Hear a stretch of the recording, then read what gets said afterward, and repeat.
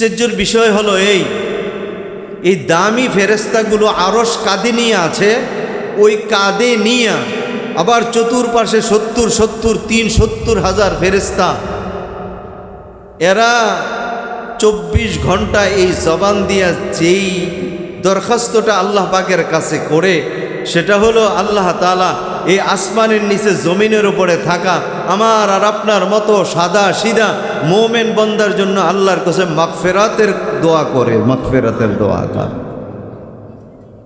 আমার আর আপনার দাম একটু অনুমান করে দেখেন, কম না বেশি? জোরে বলেন।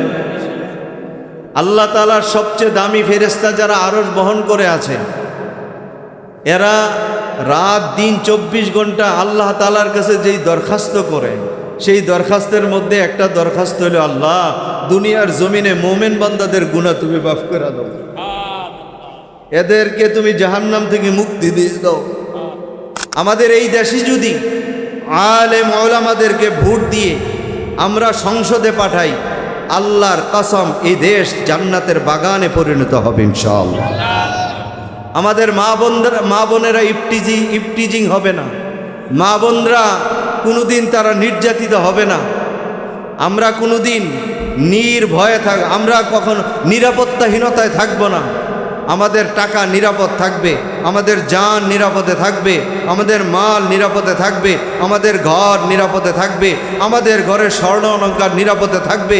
সরকারি যত টেন্ডার কাজ আছে 100% কাজ হবে। 3 বছরের রাস্তা 4 বছরে যায় ভাঙবে না।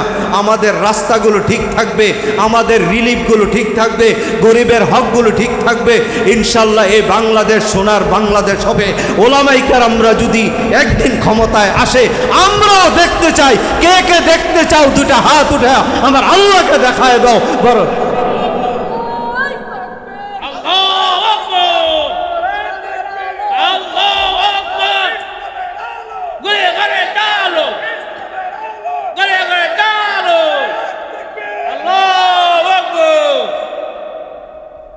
আমি আপনাদের সামনে কোরআনুল কারীমের 24 নম্বর পারা সূরাতুল মুমিনিনের 7 নম্বর আয়াতটুকু তেলাওয়াত করেছি।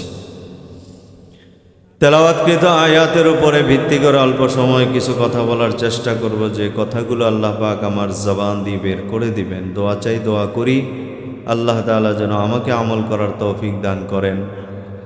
আপনারা যারা আসছেন, যারা আসবেন, মাইকের আওয়াজে আমার যে সমস্ত মা বোনেরা শুনছেন, আল্লাহ সকলকেই যেন আমল করার তৌফিক দান করেন। আল্লাহ তাআলার ফেরেশতাদের মধ্যে কোয়ালিটি সম্পূর্ণ ফেরেশতা আছে কিছু। সব ফেরেশতার শান, মান, মর্যাদা এক না। ফেরেশতাদের মধ্যে সবচেয়ে দামি মর্যাদাবান ফেরেশতা হলো যারা আল্লাহ পাকের আরশ বহন করে আছে, এরা হইল সবচেয়ে দামি ফেরেশতা। আল্লাহ তাআলার আরশ বহনকারী ফেরেশতা হইল 8 জন। আর আরশের চতুর্পাশে আরশকে পাহারাদারি করার জন্য আল্লাহ তাআলা প্রথম সারিতে 70,000 ফেরেশতা রেখেছেন।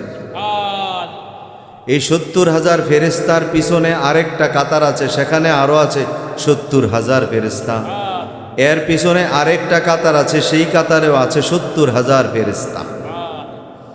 আল্লাহ তাআলা যখন আরশে আজিম বানান, আরশে আজিম বানানোর আগে আল্লাহ তাআলা পৃথিবীতে একটা লাল মণিমুক্তা বানিয়েছিলেন। সেই মণিমুক্তার দিকে আল্লাহ তাআলা দৃষ্টি দেওয়ার পরে সেটা গলে গেছে, আবার দৃষ্টি দেওয়ার পরে সেটা পানি হয়ে গেছে। এই পানির প্রতি দৃষ্টি দেওয়ার পরে অর্ধেকটা পানি জমা গেছে। যেই পানিটা জমছে এটা দিয়ে আল্লাহ তাআলা আরশে আজিম তৈরি করছে। আরশে আজিম হইল আল্লাহ তাআলার বসার জায়গা, আল্লাহ তাআলার বসার জায়গা, আল্লাহ তাআলার কুরসি, আল্লাহ তাআলার চেয়ার, আল্লাহ তাআলার সিংহাসন, তার নাম হইল আরশে আজিম। সুবহানাল্লাহ। তো আরশে আজিম আল্লাহ তাআলা বানাইলেন, ফেরেশতাদেরকে বললেন, ও ফেরেশতারা তোমরা আরশ বহন করো। আর তোমরা যারা আরশ বহন করবে ফেরেশতা কুলের মধ্যে তোমরা সবচেয়ে মর্যাদাবান, সবচেয়ে দামি ফেরেশতা হবে। সুবহানাল্লাহ। আশ্চর্যের বিষয় হলো এই দামি ফেরেশতাগুলো আরশ কাঁধে নিয়ে আছে, ওই কাঁধে নিয়ে আবার চতুর্পাশে 70,000 ফেরেশতা। এরা 24 ঘন্টা এই জবান দিয়া যেই দরখাস্তটা আল্লাহ পাকের কাছে করে, সেটা হলো আল্লাহ তাআলা এই আসমানের নিচে জমিনের উপরে থাকা আমার আর আপনার মতো সাদা সিধা মোমেন বান্দার জন্য আল্লাহর কাছে মাগফিরাতের দোয়া করে, মাগফিরাতের দোয়া করে। আমার আর আপনার দাম একটু অনুমান করে দেখেন, কম না বেশি? জোরে বলেন। আল্লাহ তাআলার সবচেয়ে দামি ফেরেশতা যারা আরশ বহন করে আছে, এরা রাত দিন 24 ঘন্টা আল্লাহ তাআলার কাছে যেই দরখাস্ত করে, সেই দরখাস্তের মধ্যে একটা দরখাস্ত হলো, আল্লাহ দুনিয়ার জমিনে মোমেন বান্দাদের গুনাহ তুমি মাফ করে দাও, এদেরকে তুমি জাহান্নাম থেকে মুক্তি দিয়ে দাও। এই দুইটা দোয়া এরা করে। তো যেই ফেরেশতারা আমাদের জন্য দোয়া করে, এদের অনুসরণ আমাদের করার প্রয়োজন আছে না নাই? কথা বলেন, আছে না নাই? ওনাদের আমলের মতো যার আমল হবে, এদের জিকিরের মতো যার জিকির হবে, এদের তসবির মতো যার তসবিহ হবে, এদের তেলাওয়াতের মতো যাদের তেলাওয়াত হবে, এদের ইবাদতের মতো যাদের ইবাদত হবে, আল্লাহর কসম আরশে আজিম বহনকারী ওই ফেরেশতাদের যত দাম, আল্লাহ তাআলা দুনিয়ার জমিনে এই মোমেন বান্দার দামও এর চাইতে কোটি কোটি গুণ বেশি বাড়ায় দিবেন। আমরা করতে রাজি আছি, তবে অহংকারী হওয়া যাবে না, অহংকার করা যাবে না। আরশে আজিম যখন আল্লাহ তাআলা বানাইলেন, আরশে আজিম মনে করলো আমার চেয়ে বড় আল্লাহ পাক আর কিছু বানায় নাই, আমি সবচেয়ে বড়, আমার চেয়ে বড় পৃথিবীতে আর কোনো সৃষ্টি নাই, আমি সবচেয়ে বড়। আল্লাহ তাআলার কাছে এই অহংকারটা পছন্দ হয়নি। পরক্ষণে আরশে আজিমকে আল্লাহ তাআলা পানির উপরে ছেড়ে দিলেন।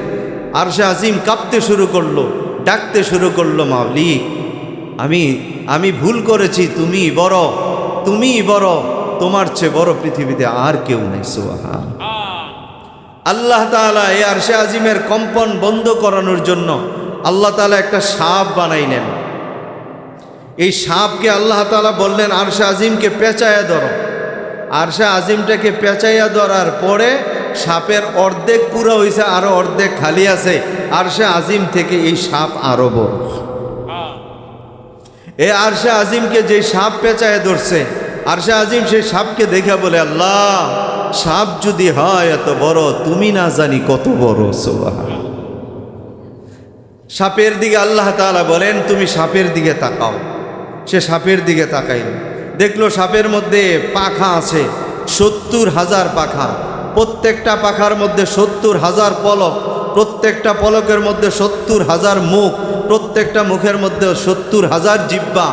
আরশে আজিম তাকায় দেখলো প্রত্যেক জিহ্বা থেকে আল্লাহ পাকের তসবিহ, আল্লাহ তাআলার হামদ, আল্লাহ তাআলার প্রশংসা, আল্লাহ তাআলার জিকির বের হইতেছে। জিজ্ঞেস করলো, মাওলা কি পরিমাণ জিকির বের হয়? কই দুনিয়াতে গাছের পাতা যেই পরিমাণ আছে, দুনিয়াতে যেই পরিমাণ পাথর আছে, যেই পরিমাণ ফেরেশতা আমি সৃষ্টি করেছি, যেই পরিমাণ দুনিয়ার হায়াত, এই পরিমাণ জিকির দৈনিক এই সাপের প্রত্যেকটা জবান দিয়ে বের হয়। দুনিয়াতে এই আরশে আজিম যেই জিকির করে, এই জিকির যারা দুনিয়াতে করবে তাদের আমল নামায় এই সওয়াব আল্লাহ পাক লিপিবদ্ধ করে দেন। আল্লাহ তাআলা এই সুসংবাদটুকু এই আয়াতের মধ্যে আমাকে আপনাকে দিয়ে দিয়েছেন। আল্লাযীনা ইয়াহমিলুনাল আরশা ওয়া মান হাওলাহু ومن حوله يسبحون بحمد ربهم ويؤمنون به ويستغفرون للذين آمنوا ربنا وسعت كل شيء رحمة وعلما فاغفر للذين تابوا واتبعوا سبيلك وقهم عذاب الجحيم। আল্লাহ তাআলা বলেন, আল্লাযীনা ইয়াহমিলুনাল আরশা, যেই সমস্ত ফেরেশতারা আরশ বহন করে, ওয়ামান হাওলাহু, এবং যেই সমস্ত ফেরেশতারা আরশের চতুর্পাশে আছে। কত হাজার ফেরেশতা? প্রথম কাতারে 70,000 ফেরেশতা, দ্বিতীয় কাতারেও 70,000 ফেরেশতা, তৃতীয় কাতারে 70,000 ফেরেশতা, আরও কাতার কত কোটি ফেরেশতা। আল্লাহ ছাড়া আর কেউ তার সংখ্যা জানে না। ওই ফেরেশতারা কি বলে জানো? এরা ইউসাব্বিহুনা বিহামদি রাব্বিহিম, আল্লাহ তাআলার তাসবিহ পড়ে, আল্লাহ তাআলার হামদ প্রশংসা করে। এরা বলে সুবহানাল্লাহ সুবহানাল্লাহ, আলহামদুলিল্লাহ আলহামদুলিল্লাহ, ওয়া ইউমিনুনা বিহি, আর তারা আল্লাহ পাকের তাওহীদের উপরে ঈমান আনে। এরা বলে আল্লাহ তুমি ছাড়া আর কোনো মাবুদ নাই। কুল হুয়াল্লাহু আহাদ আল্লাহুস সামাদ, আল্লাহ হইলেন এক, আল্লাহ হইল বেনিয়াজ, তিনার কোনো সন্তান নাই, তিনি কার থেকে জন্ম নেয় নাই, তিনি কাউকে জন্ম দেয় নাই। ফেরেশতারা বলে ওয়া ইউমিনুনা বিহি, এরা আল্লাহর তাওহীদের উপরে ঈমান আনে।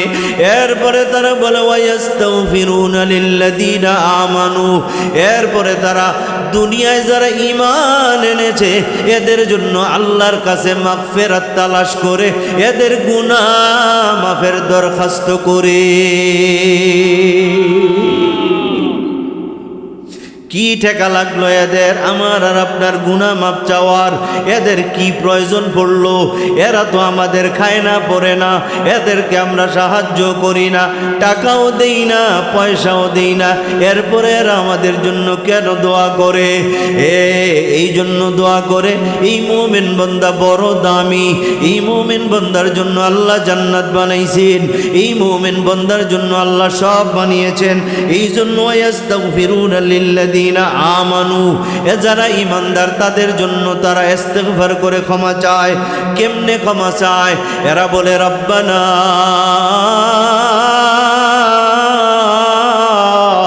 ও আমাদের রব, ওয়াসিআত কুল্লা শাইইন রাহমাতাও ওয়া ইলমা, তুমি এত বড়, তোমার রহমত আর তোমার ইলম সারাটা দুনিয়া নয় সারা জগৎকে বেষ্টন করে রেখেছে।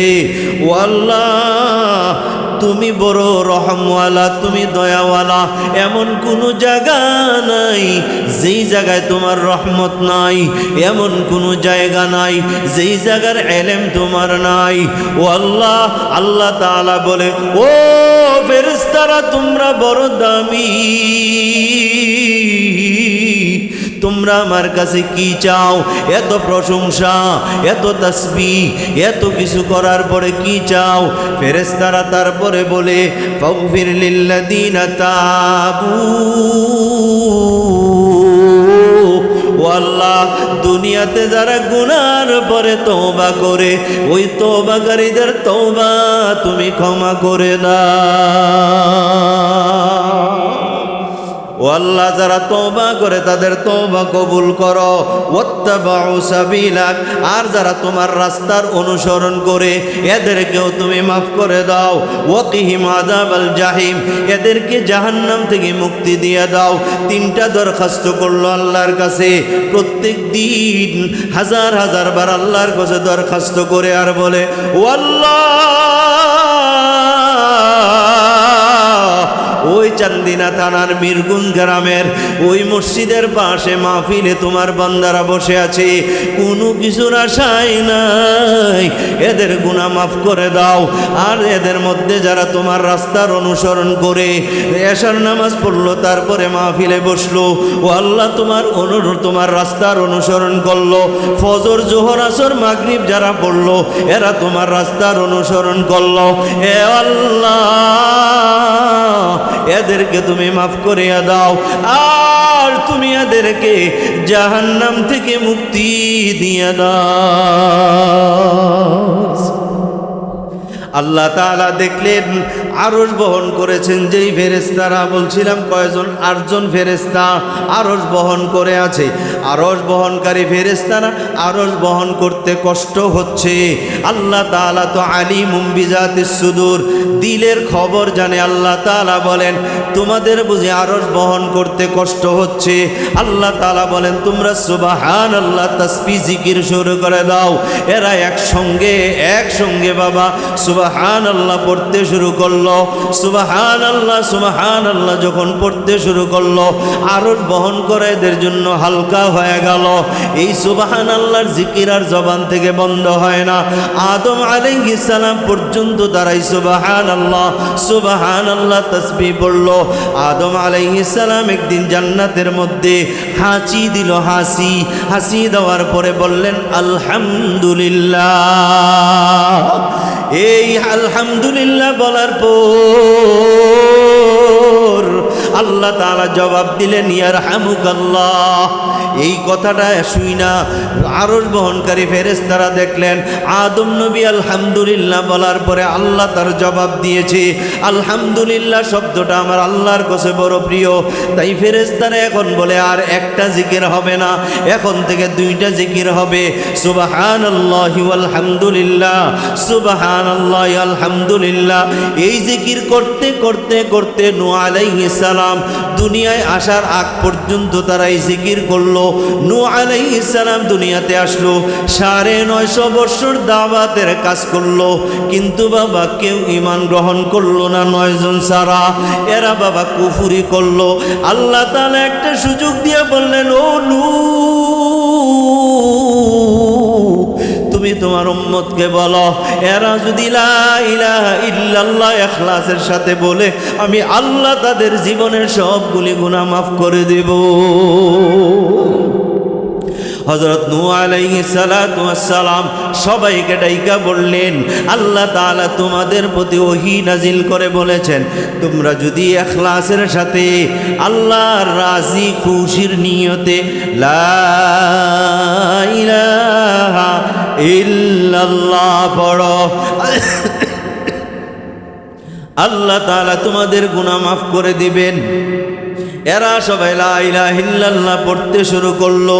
ফেরেশতারা আরশ বহনকারী ফেরেশতারা দেখলো লা ইলাহা ইল্লাল্লাহ এই জিকির তো স্বয়ং আল্লাহর পক্ষ থেকে দেওয়া হয়েছে, যদি এটা দামি না হইতো আল্লাহ তাআলা এই জিকির দিত না। চলো আমরা ওই জিকির করি। এখন থেকে আর আমাদের 2টা জিকির হবে না, হবে 3টা।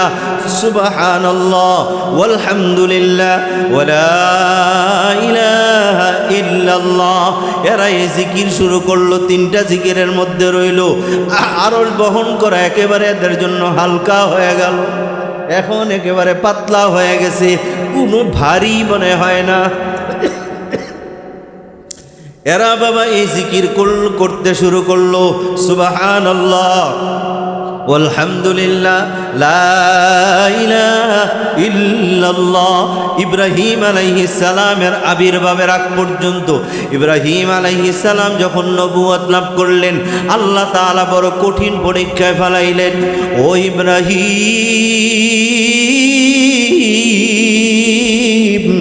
তোমার কলিজার টুকরা আদরের জিনিসটা আমি আল্লাহর জন্য কুরবানি করে দাও। ইব্রাহিম আলাইহিস সালাম বুঝে গেলেন আমার কলিজার টুকরা আদরের জিনিস ইসমাইল ছাড়া আর কেউ না। ইসমাইল আলাইহিস সালামকে নিয়ে কুরবানি করার জন্য মিনার প্রান্তরে চলে গেল। মিনার প্রান্তরে যাইয়া বাবা ছেলের মধ্যে কথোপকথন শেষ হওয়ার পরে চোখ বাইদা জবে করার জন্য যখন প্রস্তুত হইল, জবে করবে, আল্লাহ তাআলা ডাক দিয়া বলেন ও জিবরাইল যাও যাও যাও, আমার ইব্রাহিম পরীক্ষায় পাস করে ফেলেছে, ইসমাইলকে নিচ থেকে উঠাও, দুম্বা নিচে সরাইয়া দাও। ইসমাইল আলাইহিস সালামকে উঠায় ফেলল। ইব্রাহিম আলাইহিস সালামের ছুরির নিচে দুম্বা শোয়া দিল, দুম্বা জবে করে ফেলল। ইব্রাহিম আলাইহিস সালাম এখন খুশি, আমার আল্লাহ পাকের হুকুম বুঝে আমি পুরা করতে পারলাম। অন্তরের মধ্যে একটা ব্যথা 80 বছর বয়সে আল্লাহ পাক আমার একটা সন্তান দিয়েছিল। দেখলে চোখটা ঠান্ডা হয়ে যাইতো, অন্তরটা আমার শীতল হয়ে যাইতো। ওই ইসমাইলকে আজকে আমি নিজের হাতে জবাই করে দিলাম। বাবা হইয়া তার গর্দানে আমি ছুরি চালাইলাম, তার রক্তে আমি রঞ্জিত করলাম। ইব্রাহিম আলাইহিস সালাম অন্তরটা ফাইটা গেছে, অন্তরটা ফাইটা গেছে, কিন্তু চোখে পানি আনে না। যদি আমার মাওলা আমার উপরে অখুশি হয়ে যায়, আমার মাওলা যদি অরাজি হয়ে যায়, আল্লাহ তাআলা কেমন জানি ডাক দিয়ে বলতে চায়, ইব্রাহিম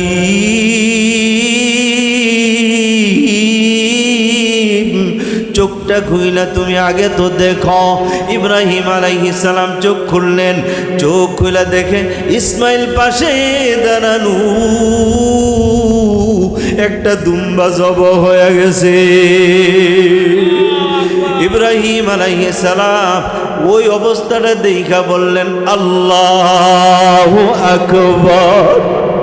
আমার আল্লাহর কাছে এই আওয়াজটা এত পছন্দ হইল রে, আল্লাহ তাআলা সঙ্গে সঙ্গে বললেন, ওয়ালিল্লাহিল হামদ।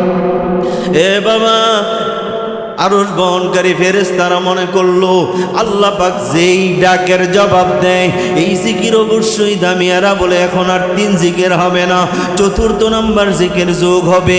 এরা এখন জিকির করতে শুরু করলো, সুবহানাল্লাহ আলহামদুলিল্লাহ ওয়ালা ইলাহা ইল্লাল্লাহু আল্লাহু আকবার। আরশ বহনকারী ফেরেশতারা এই 4টা জিকির একসঙ্গে করা শুরু করলো। করতে করতে করতে আখিরি নবী মুহাম্মদ আরবি সরকার দো আলম রহমাতুল লিল আলামিন সাইয়্যিদুল আম্বিয়া সাইয়্যিদুল মুরসালিন ইমামুল আম্বিয়া ইমামুল মুরসালিন মুহাম্মদ আরবি সাল্লাল্লাহু আলাইহি ওয়াসাল্লাম দুনিয়াতে আগমন করার আগ পর্যন্ত তারা এই জিকির করলো। আল্লাহর নবী যখন নবুয়ত লাভ করলেন, ওহী নিয়ে সালাম আসলেন, আয়েশা আল্লাহর নবীকে দুনিয়ার এই সব ঘটনা শোনাইলেন। কোন নবীর কারণে আরশ বহনকারী ফেরেশতারা কোন জিকির করলো, কোন নবীর কারণে এই জিকির আসলো, এই লম্বা ইতিহাস নবীকে যখন শোনাইল, আমার নবী আপনার নবী বিশ্ব নবী সরকারে দো আলম রহমাতুল লিল আলামিন এই লম্বা ঘটনায় হযরত জিবরাইলের মুখে শুইনা উনি আশ্চর্য হয়ে পড়লেন, লা হাওলা ওয়ালা কুওয়াতা ইল্লা বিল্লাহিল আলিয়্যিল আযীম। আরশ বহনকারী ফেরেশতারা এই কালেমা শুনলো, শুইনা বলল, এখন থেকে আর ওই জিকিরের মধ্যে সীমাবদ্ধ থাকবে না, আমাদের জিকিরের সঙ্গে এই জিকিরও এখন অ্যাড হবে, যোগ হবে। এরপরে আরশ বহনকারী ফেরেশতাদের জিকির হয়ে গেল, দৈনন্দিন তাসবিহ হয়ে গেল, 24 ঘন্টার জিকির হয়ে গেল, সুবহানাল্লাহি ওয়ালহামদুলিল্লাহি ওয়ালা ইলাহা ইল্লাল্লাহু আল্লাহু আকবার লা হাওলা ওয়ালা কুওয়াতা ইল্লা বিল্লাহিল আলিয়্যিল আযীম। জিবরাইল আলাইহিস সালাম বলে, ইয়া রাসূলুল্লাহ, আপনি আপনার উম্মতের সুসংবাদ জানায় দেন, যারা সকাল আর সন্ধ্যা এই জিকিরগুলো করবে, এই জিকিরগুলি জবান দিয়া বের হবে। সুবহানাল্লাহ বলেন, সুবহানাল্লাহ ওয়ালহামদুলিল্লাহ লা ইলাহা ইল্লাল্লাহু আল্লাহু আকবার লা হাওলা ওয়ালা কুওয়াতা ইল্লা বিল্লাহ। ওই ফেরেশতাদের ওই আরশে আজিমের চতুর্পাশে যে একটা সাপ আছে, ওই সাপের মধ্যে 70,000 পাখা আছে, প্রত্যেকটা পাখার মধ্যে 70টা মুখ আছে, প্রত্যেকটা মুখের মধ্যে 70টা জিহ্বা আছে। ওই জিহ্বাগুলি কুটি কুটি জিহ্বা দিয়া আল্লাহ পাকের এই তসবিহগুলি বের হইতেছে। এই দুনিয়ার জমিনে বৈশা যারা এই তসবিহগুলি আদায় করবে, ওই সাপের মুখ দিয়া কোটি কোটি বার এই তসবিহ পড়া বের হওয়া জিকিরগুলি যেই পরিমাণ বের হয়, এই পরিমাণ সওয়াব তার আমল নামায় লিখে দেওয়া হয়।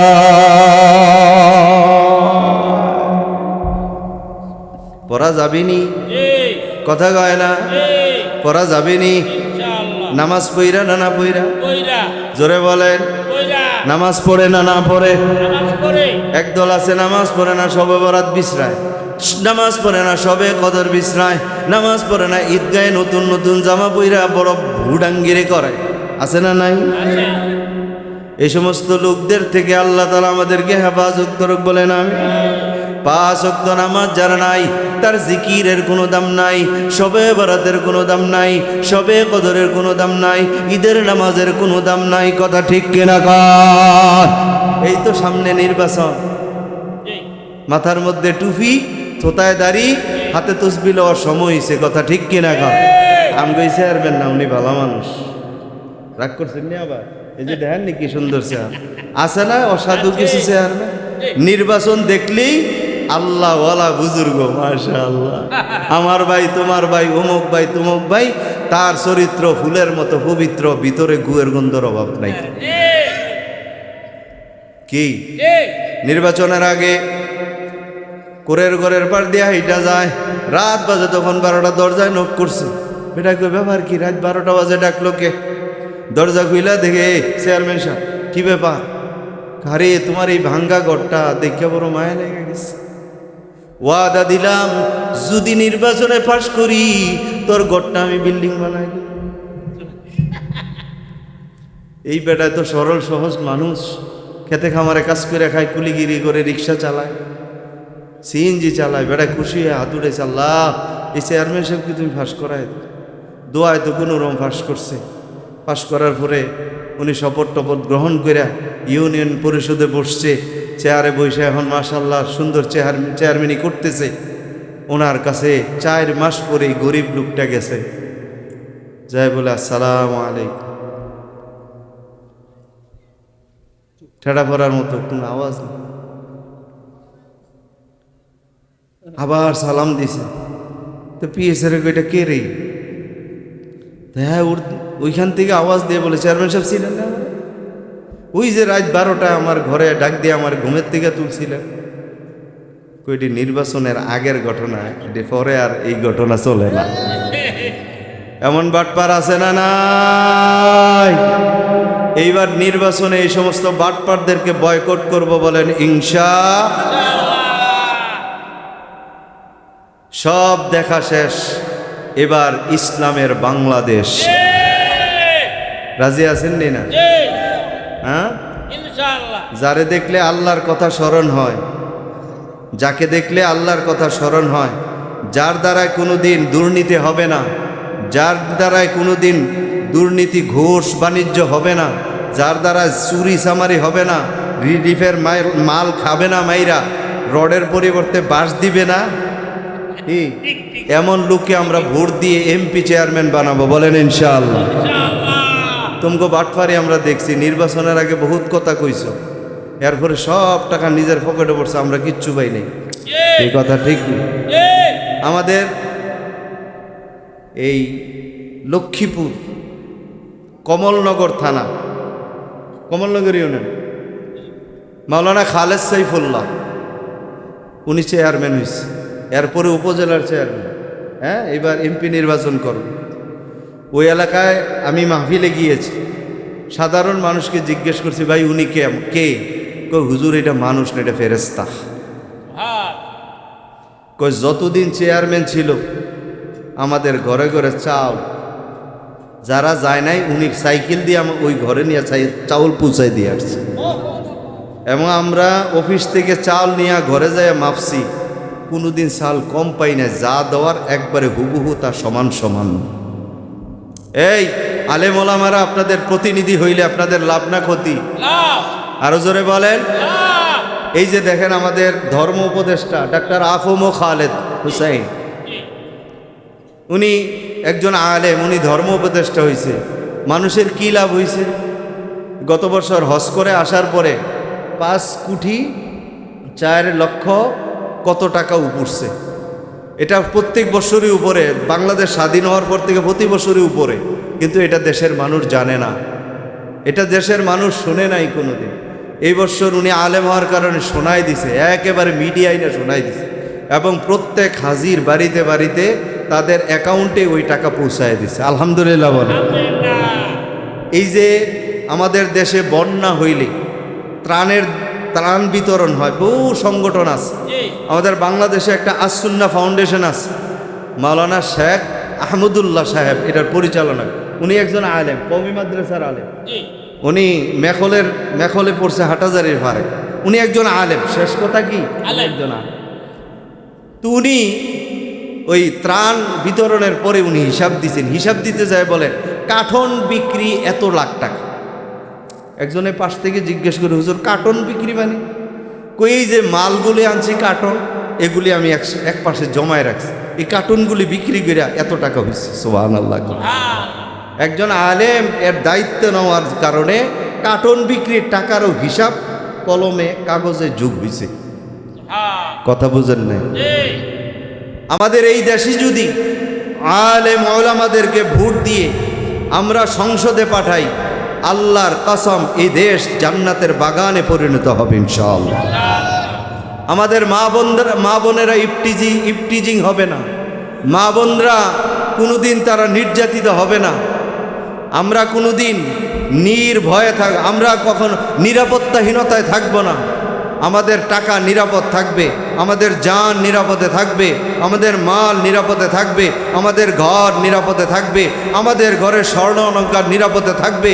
সরকারি যত টেন্ডার কাজ আছে 100% কাজ হবে। 3 বছরের রাস্তা 4 বছরে যায় ভাঙবে না। আমাদের রাস্তাগুলো ঠিক থাকবে, আমাদের রিলিফগুলো ঠিক থাকবে, গরিবের হকগুলো ঠিক থাকবে ইনশাল্লাহ। এই বাংলাদেশ সোনার বাংলাদেশ হবে। ওলামায়ে কেরামরা যদি একদিন ক্ষমতায় আসে, আমরাও দেখতে চাই। কে কে দেখতে চাও? দুটা হাত উঠে আমার আল্লাহকে দেখায় দাও। বড়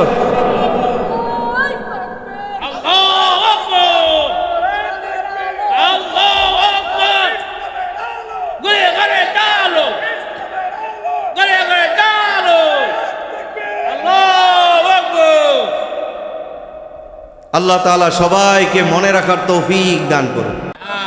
আরো জোরে বলেন। এই যে 1000 টাকার জন্য 500 টাকার লেগে আমার ভোটটা আমি বিক্রি করে দিলাম।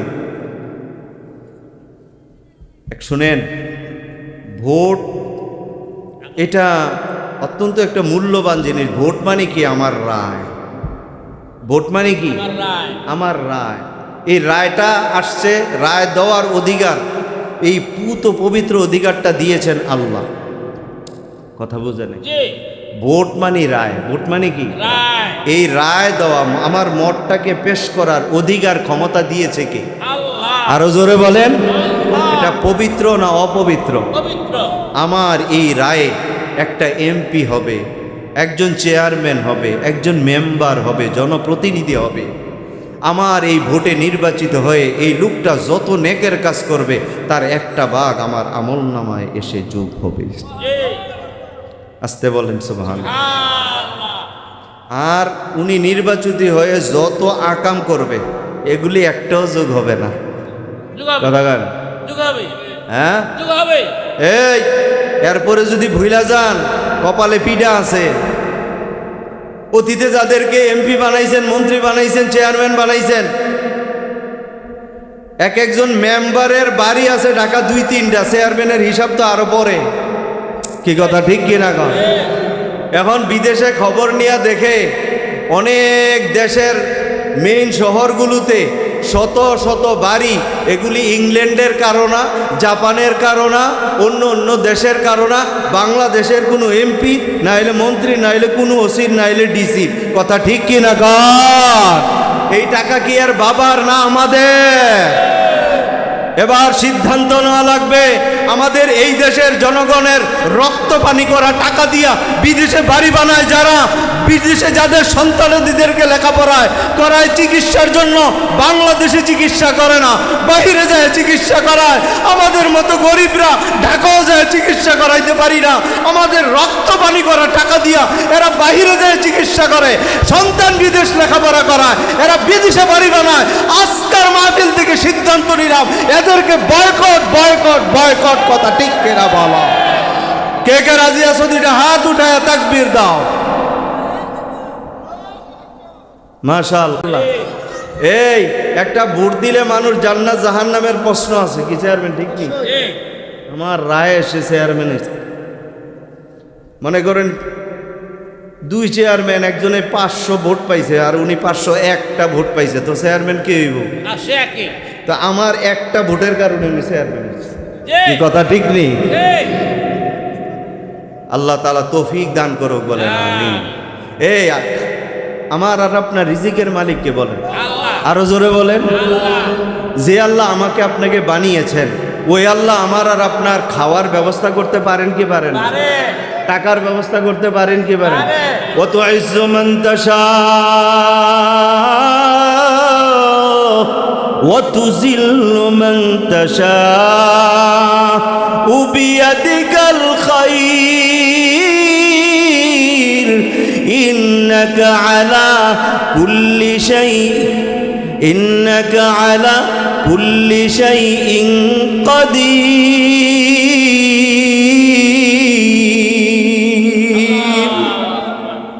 আল্লাহ তাআলা বলে, আমি ইজ্জত দেওয়ার মালিক, আমি তোরে বেইজ্জতি করার মালিক, তোরে আমি ক্ষমতায় বসানোর মালিক, ক্ষমতা থেকে নামানোর মালিকও আমি আল্লাহ।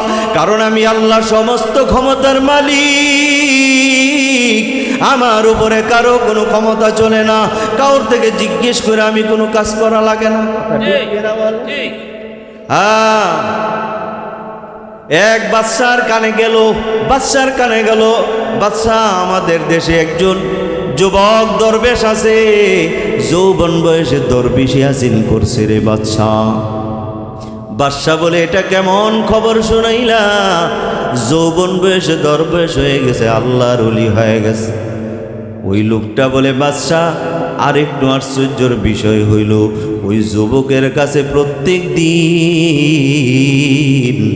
হযরত খিজির আলাইহিস সালাম আসা যাওয়া করে।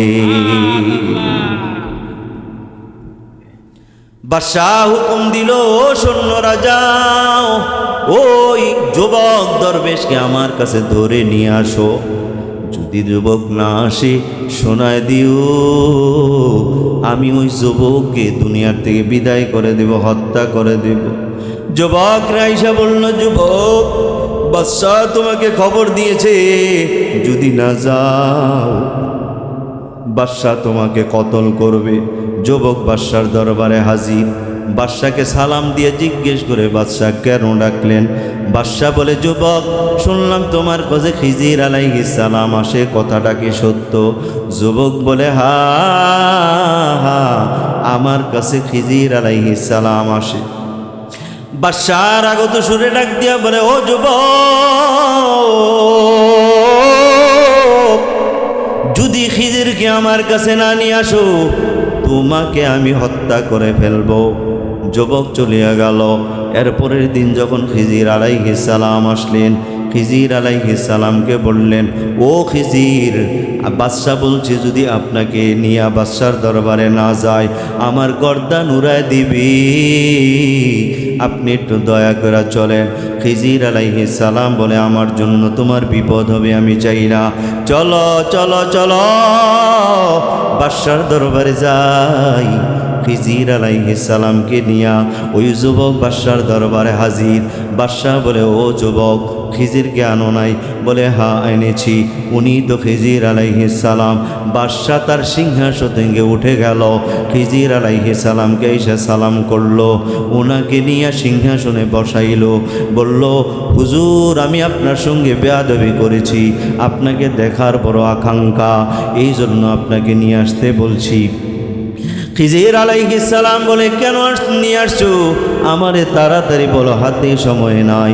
বাদশাহ বলে, বাদশাহ বলে, খিজির, আপনার জীবনে কত আশ্চর্য ঘটনা দেখেছেন, একটা আশ্চর্য ঘটনা আপনি আমারে শোনান, তারপরে ছুটি। খিজির আলাইহিস সালাম বলে, আল্লাহর ক্ষমতার উপরে আমার পুরো ঈমান, এর মধ্যে কোনো সন্দেহ নাই। আমার আল্লাহর উপরে, ক্ষমতার উপরে আমার বড় ঈমান আছে, কিন্তু আল্লাহ যে এত ক্ষমতা দূর আমি জানতাম না। কই কি ক্ষমতা দেখলেন?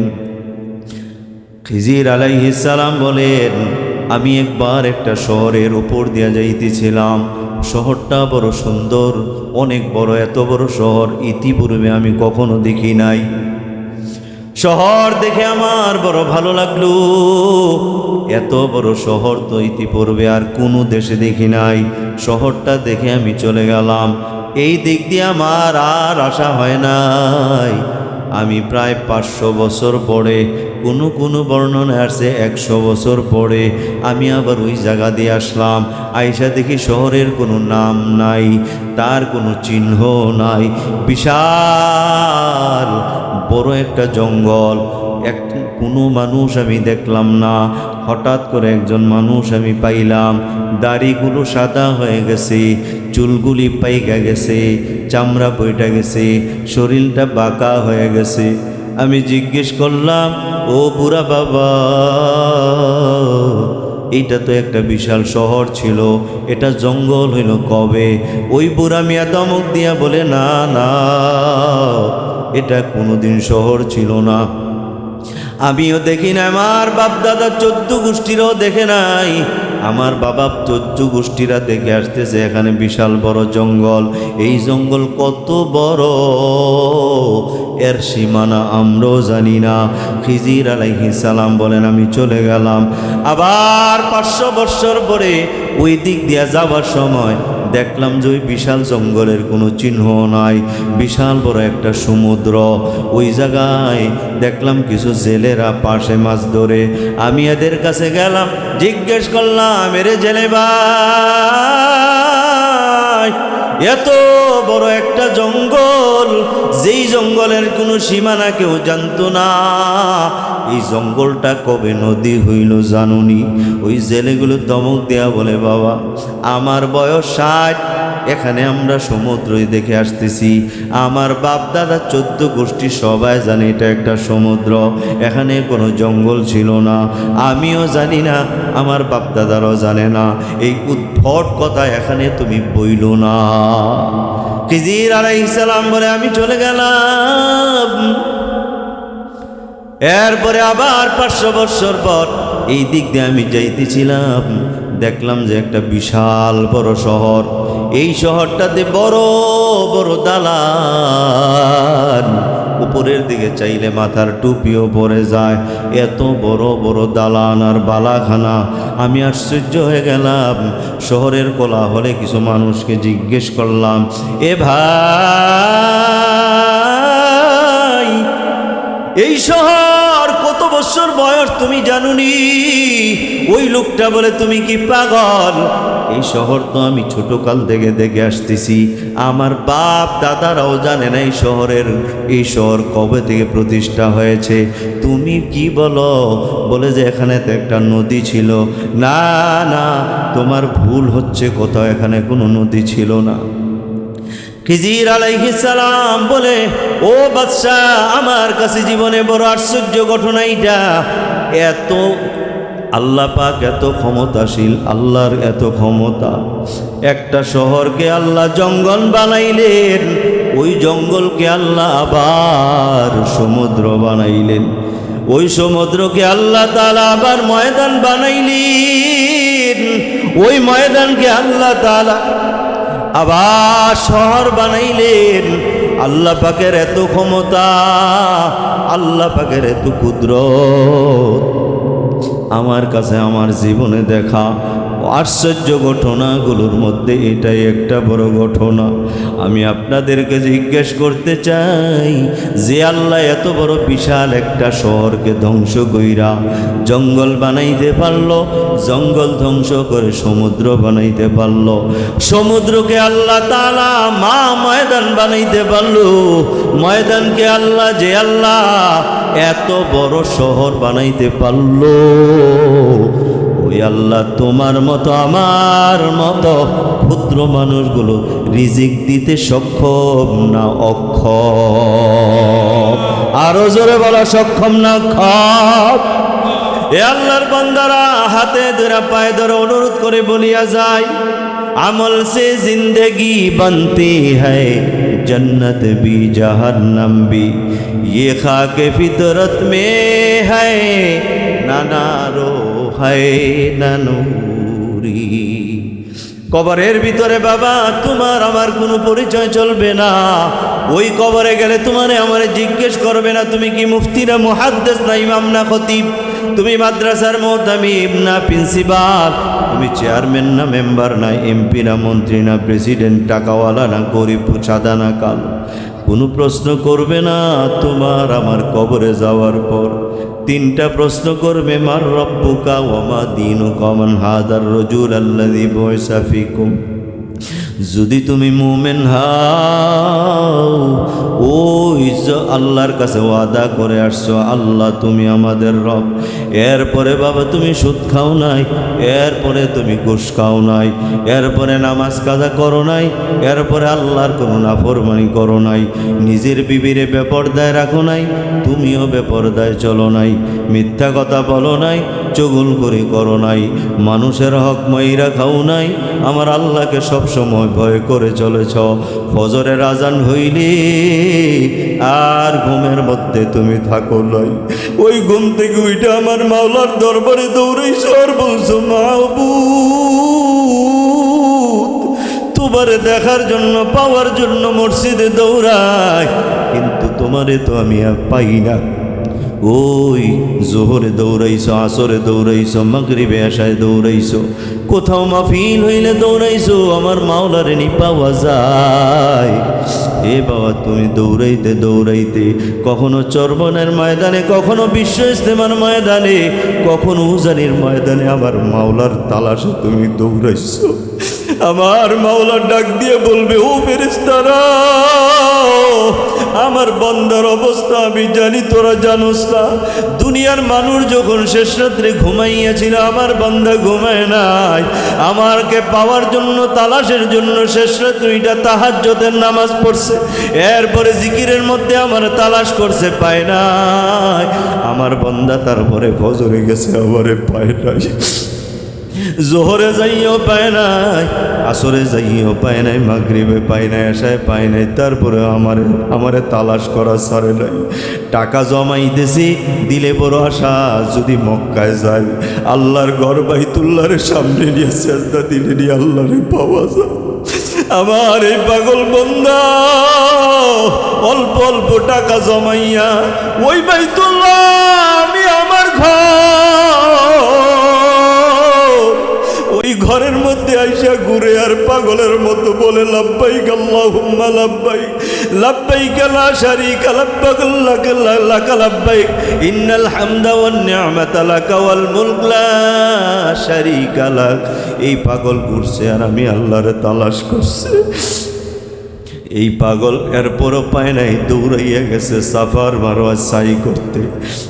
ওই জায়গায় পাও কাবার করে না, দুর্বল চলতে পারে না।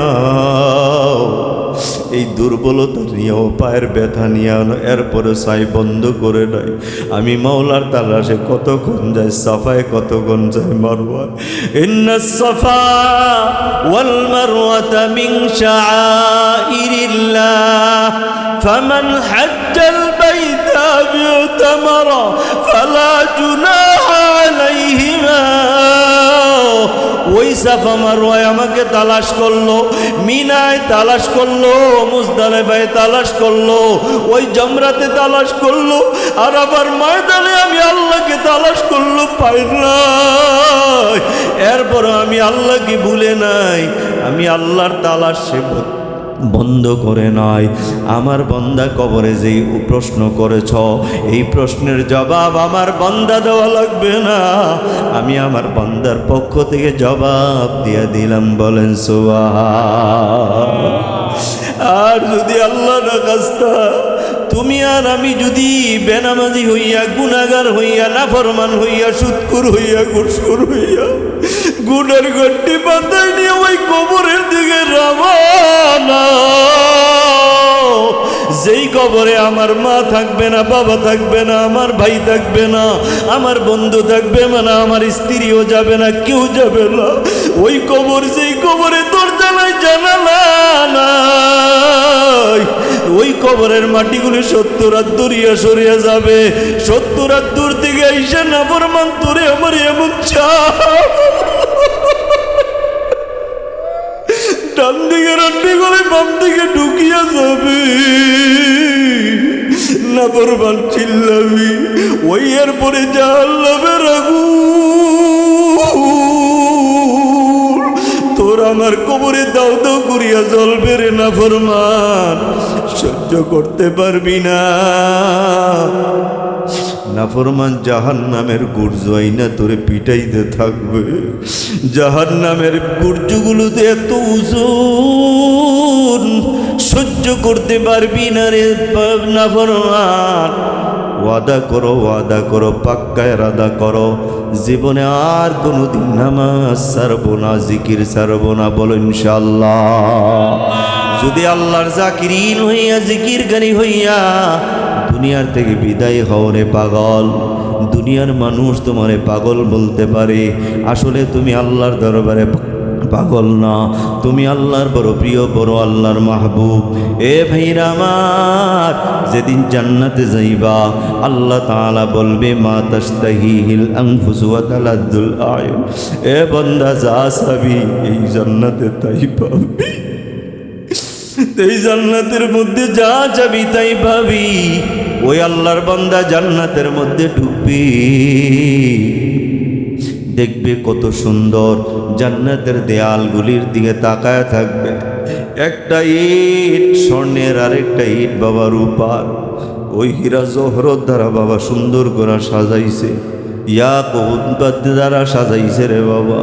ওই জান্নাতের জমিনগুলো থেকে মেশকাম্বরের গ্রান বের হয়, গাছগুলি থেকে মেশকাম্বরের গ্রান বের হয়। ওই জান্নাতের গাছগুলো বাবা রূপার, ঢালগুলো বাবা স্বর্ণের, পাতাগুলো একটার একটার সঙ্গে যখন বাড়ি লাগে এত সুন্দর আওয়াজ বের হয়, মনে হয় যে এক একটা পাতা দুইটা একসাথে হইলে 70 রকমের বাজনার আওয়াজ বের হয়। জান্নাতীরা ওই পাতার আওয়াজের সঙ্গে নাচতে থাকবে, নাচতে থাকবে। এরপরে আরো জান্নাতের মধ্যে ঢুকবে। হে বাবা, একজন জান্নাতীকে আল্লাহ তাআলা 70 জন সুন্দরী হুর দান করবে রে বাবা। এরা এত সুন্দর, এরা রেশমের কাপড় পরবে, 70 পল্লা কাপড়। এই 70 পল্লা কাপড় ভেদ করে বাবা এদের বাবা গোশত, এরপরে চামড়া, এরপরে বাবা গোশত, এরপরে হাড্ডির ভিতরের মগজ পর্যন্ত দেখা যাবে। এ ভাইরা আমার, এত সুন্দর হুরগুলি পাইয়া এরা বড় আনন্দিত হবে। এরপরে এদেরকে বড় বালাখানা দেওয়া হবে। কেমন বালাখানা, কেমন বাড়ি জানুনি? জান্নাতুন তাজরি মিন তাহতিহাল আনহার খালিদিনা ফিহা। এমন বালাখানা, যে বালাখানার তলদের দিয়া বাবা নহর জারি থাকবে, কল কল পানির আওয়াজ হবে, পানির তালে তালে বাবা তার মনটাও ধুলতে থাকবে। দুঃখ নাই, পেরেশানিও নাই রে বাবা। বান্ধবীর সঙ্গে, তোমার প্রেমিকার সঙ্গে তুমি শরাব পান করবা, নীরব নিবৃত্তি, কেউ ডিস্টার্ব করবে না। এ বাবা, রোমান্স করবা, কেউ তোমাকে বাধাও দিবে না। না পুলিশ আছে, না আর্মি আছে, না র্যাব আছে, কোনো বাবা র্যাব নাই, পুলিশ নাই, আবার পাশে কেউ নাই, আর অন্য কোনো জোড়াও নাই। লা ইয়াবগুনা আনহা হিওয়ালা, তোমাকে সেখানে বিরক্ত করবে না, এত আরাম। এ বাবা, জান্নাতের একটা বাজার আছে। এ বাবা, সপ্তাহে একবার ওই বাজারটা বসবে, ওই বাজারে তোমাকে যাওয়ার জন্য বলবে। ওই বাজারে ঢুকতেই বাবা গেইটের মধ্যে দেখবা অনেক সুন্দর সুন্দর ছবি টানানো। মনে মনে ভাববা, আরে এমন সুন্দর একটা সুঠামদের অধিকারী স্মার্ট যদি একটা পুরুষ আমি হইতে পারতাম। যখন বাবা, সঙ্গে সঙ্গে ওই চেহারাটা তোমার হয়ে যাবে। জান্নাতের বাজারে তুমি ঘুরবা আর দেখবা স্বর্ণের কত সুন্দর সুন্দর জিনিস। মনে মনে ভাববা, দুনিয়াতে বিবিরে স্বর্ণের জিনিস কিনা দিতে পারি নাই, ডায়মন্ডের জিনিস কিনা দিতে পারি নাই, এখানে কত দামি দামি, কত সুন্দর সুন্দর ডায়মন্ড, স্বর্ণ, হীরা, মুক্তা, জৌহর। আল্লাহ তাআলার পক্ষ থেকে আওয়াজ আসবে, বান্দা এই বাজার তোমার, বাজারের সম্পদ সব তোমার, টাকা লাগবে না, অনুমতি নাও লাগবে না, যত লাগে সব নিয়ে যা। এ বাবা, ওই দিক দিয়ে তোমার আমার বিবি যদি জান্নাতি হয়, তারাও বাজারের মধ্যে ঢুকবে, গেটের মধ্যে ঢুইকা দেখবে কত সুন্দরী নারীর ছবি। এরা মনে মনে ভাববে, এই চেহারাটা যদি আমার হইতো, আমার স্বামী আমারে কত ভালোবাসত। সঙ্গে সঙ্গে ওই চেহারা তার বিবির চেহারা হয়ে যাবে। আজকে বিবিও মনে মনে খুশি, জান্নাতে যাব। স্বামী এই চেহারা দেখলে বড় খুশি হয়ে যাবে। স্বামীও মনে মনে মনে খুশি, আমি যদি এই চেহারা নিয়ে আজকে জান্নাতে যাই, আমার বিবি দেখলে আমার কত খুশি হয়ে যাবে। ওই জান্নাতের মধ্যে স্বামীও ঢুকবে, স্ত্রীও ঢুকবে। স্ত্রী স্বামীর দিকে তাকাইয়া তাক লেগে যাবে, স্বামীও স্ত্রীর চেহারার দিকে তাকাইয়া বাবা তাক লেগে যাবে। এত সুন্দর চেহারা হতে পারে মানুষ কোনোদিন কল্পনাও করে না। সুবহানাল্লাহ। ও কলিজার টুকরা যুবক ভাই, অনুরোধ করে বলে যায়, দুনিয়ার এই পচা কান্দা নারীর চেহারার দিকে তাকাইয়া চোখ নষ্ট করিও না। যদি এই চোখ দিয়ে বেগানা নারীর দিকে তাকাও, আল্লাহ তাআলা হাসরের ময়দানে জাহান্নাম থেকে গলি তুষিসাই না তোর আমার চোখের মধ্যে ঠাইলা দিবে। ওই চোষি গলিত সীসা তোর আমার চোখে যখন ডালা হবে, তুই আর আমি এত জোরে জোরে চিৎকার মারব, আবার আর তোর চিৎকারে হাসরের ময়দানটা পাগলের মতো হয়ে যাবে। এরা ভয় দৌড়াদৌড়ি শুরু করবি। আল্লাহ তাআলা বলে, তোমাদের কোনো ভয় নাই, তোমরা চোখের হেফাজত করেছো, তোমরা চোখ দিয়ে কোনো বেগানা নারী দেখো নাই। আল্লাহ বলে, কুল্লিল মুমিনিনা ইয়াগুদ্দু মিন আবসারিহিম ওয়া ইয়াহফাজু ফুরুজাহুম যালিকা আযকা লাহুম। কুল্লিল মুমিনাতি ইয়াগুদ্দুনা মিন আবসারিহিন্না ওয়া ইয়াহফাজনা ফুরুজাহুন্না ওয়া লা ইউবদিনা যিনাতাহুন্না। ও পর্দার আড়ালের আম্মা জানেরা, সাজু গুজু কইরা তোমার স্বামীর সৌন্দর্য দেখাও। আল্লাহ তাআলা জান্নাত তোমার জন্য রেডি রাখবেন। জান্নাতে যাইয়া এই চেহারা না, এর চাইতে কোটি কোটি গুণ সুন্দর চেহারা তোমাকে আল্লাহ দান করে দিবে। যদি এই দুনিয়াতে সৌন্দর্য অন্য পুরুষকে না দেখাও, এই চোখ দিয়া যদি মা অন্য কোনো বেগানা না পুরুষের দিকে না তাকাও, তোমার স্বামীর আল্লাহ 32 বছরের যুবক বানাইয়া সুন্দর শ্রেষ্ঠ চেহারা দিয়া তোমার সামনে হাজির করবে। ওই দিন মনটা খুশি হয়ে যাবে। আমার কলিজার টুকরা যুবক ভাই, যদি বলো সুজুর পাও দইরা কর, আমি তোর পাও ধরে বলবো, যুবক ভাই, দুনিয়ায় চলবি, কোনোদিন নারীর দিকে তাকাবি না। আল্লাহ তাআলা তোরে যেদিন বানাইছে বাম পজরের হাড্ডি দিয়ে, তোর জন্য তোর অর্ধাঙ্গিনী বানাইছে। দুনিয়াতে যদি অন্য নারীর দিকে তাকাও, তোমার নারীর দিকে অন্য জনেরা তাকাবে। তুমি যদি অন্য নারীর সঙ্গে জিনা করো, তোমার বিবির সঙ্গে অন্যজন জিনা করবে। তুমি যদি অন্য নারীর হাতে ধরে টানো, তোমার বিবিরও অন্যজনে হাত ধরে টানবে। আসো আদা করি, তওবা করি, জীবনে ইচ্ছা করে কোনোদিন নারীর দিকে তাকাবো না, চোখের গুনাহ করব না, জবান দিয়া মিথ্যা কথা বলবো না, চুগলখড়ি করব না, পরের হক মেরে খাবো না, এই জবান দিয়া মারে কষ্ট দিব না, বাবারে কষ্ট দিব না, মুরব্বীদেরকে অসম্মান করব না, দেখলে সালাম দিব, মা বাবার সঙ্গে নরম ভাষায় কথা বলবো। এই দুনিয়াতে যতদিন বেঁচে থেকে গুনার কাজ করব না, নেকের কাজ ছাড়বো না। আল্লাহকে রাজি কইরা কবরে যাইতে কে কে রাজি? দুইটা হাত উঠে আমার আল্লাহরে দেখায় দাও। আমার দয়ার মাওলা রে, আমার দয়ার মাশূক রে, কোথায় গেলে পাইব তোমার ঠিকানা? তোমাকে বুঝি আমরা পাইলাম না। সবাই একবার জোরে আল্লাহকে ডাক দেন, আল্লাহ। আরো জোরে ডাক দেন, আল্লাহ।